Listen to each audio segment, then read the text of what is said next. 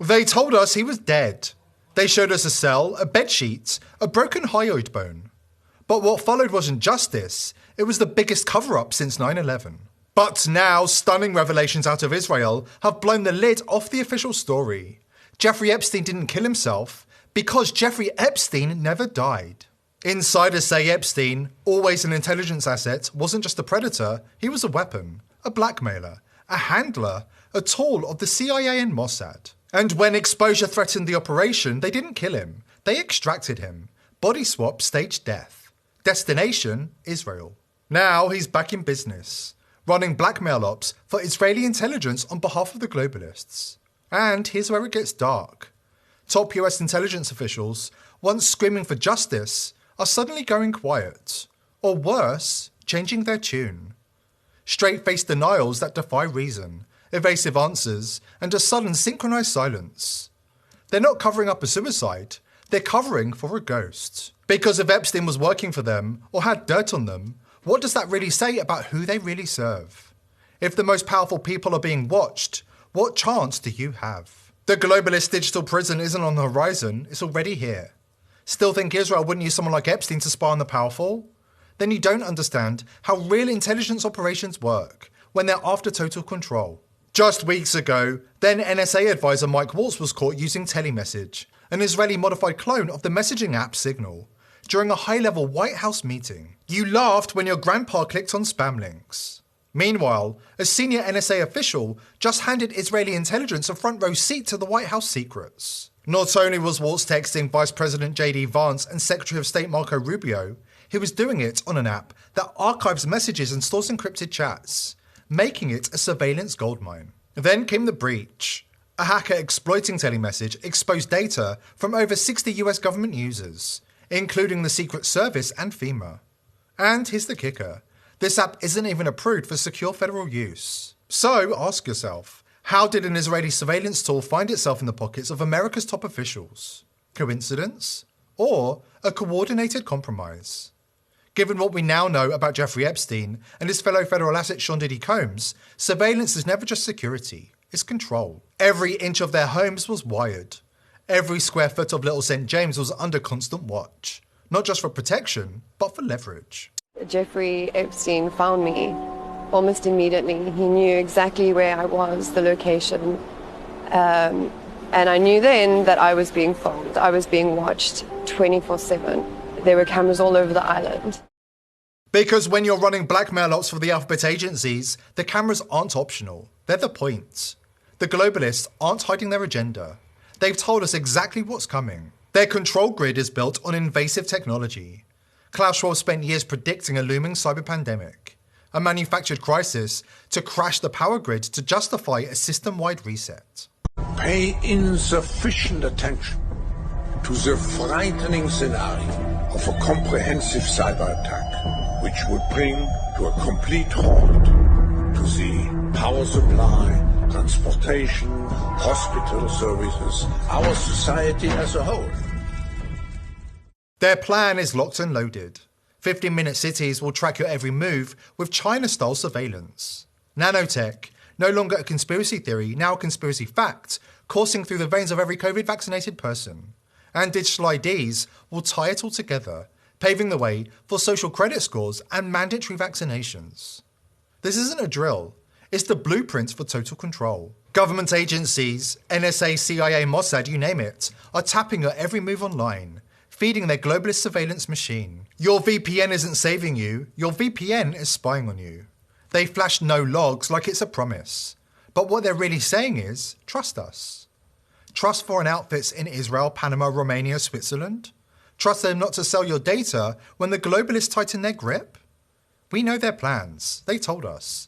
They're building a digital prison planet, digital IDs, 15-minute cities, total internet control. The globalist takeover needs one thing. Every click, every search, every move you make online in their hands. You think you're safe? Mossad has just been busted spying on White House officials. Nobody's safe. I don't know about you, but it boils my blood knowing they're chaining the internet to their globalist agenda. That's why I've partnered with VP.net, the world's first verified privacy network. They don't promise trust, they prove it. cryptographic proof in real time that they can't see your traffic. They can't see it, and neither can some tyrannical governments, not even if they came with court orders and threats. Your data is locked in Intel SGX secure enclaves. Cryptographic vaults so secure, even the owners of VP.net are shut out. This isn't privacy by some flimsy policy, it's privacy by design, built to break their control. Once you see VP.net, you can't go back. Still using legacy VPNs in 2025? That's like wiring your brain straight into the surveillance matrix. Strike back against the digital overlords by visiting vp.net/TPV. It's privacy by design because the internet's their battlefield and vp.net is your shield. The information war is real and it's raging right now, whether you see it or not. Jeffrey Epstein wasn't just some billionaire pervert. He was a state asset, working for Mossad and the CIA. This is no longer speculation. He met over a dozen times with CIA Director William Burns and Obama's top lawyer, Catherine Ruemmler. Epstein was meeting with the kind of people you'd think would steer clear of a convicted pedophile. Jeffrey Epstein was meeting with one of Barack Obama's top lawyers, Catherine Ruemmler. She met with Epstein dozens of times. Epstein even tried to set up Obama's lawyer to work for Bill Gates. How is Jeffrey Epstein a fixer between Obama's lawyer and Bill Gates?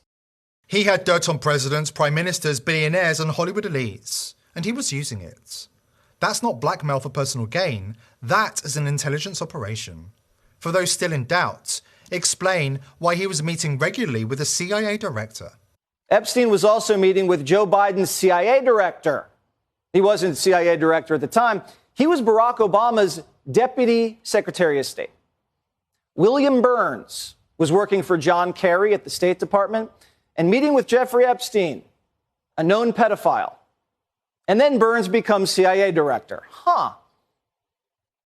Today's director of the CIA went to Epstein's Manhattan townhouse where Epstein had sex with underage girls and, where he filmed other men having sex with underage girls.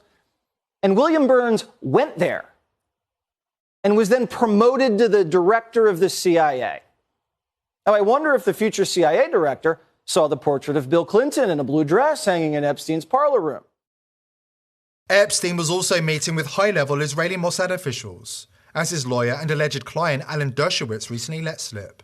We were able to preserve a plea deal for Jeffrey Epstein in 2008 when you were his lawyer.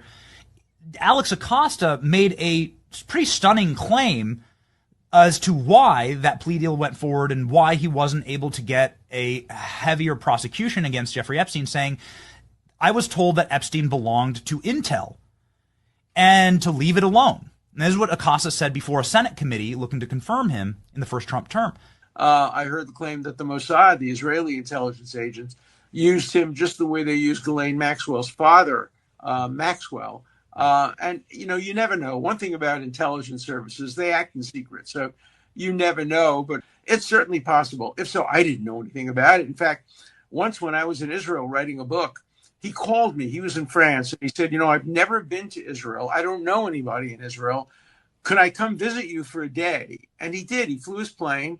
And I took him on a walk in the Shuk, in the Arab area.